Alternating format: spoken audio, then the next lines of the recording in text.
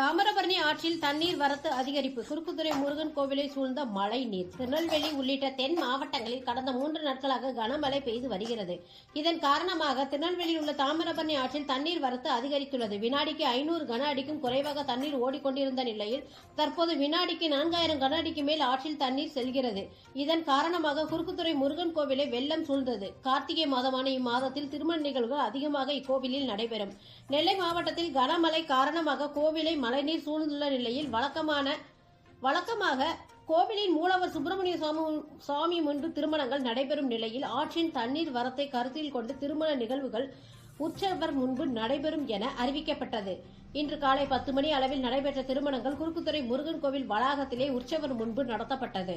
கனமழை தொடர்ந்து வெள்ள நீர் அதிகரிப்பால் உற்சவர் கரையில் மேடான பகுதியில் உள்ள மற்றொரு கோயிலுக்கு மாற்றப்படுவார். வெள்ள நீர் வடியும் வரை பூஜைகள் அங்கு சுவாமிக்கு நடத்தப்படும்.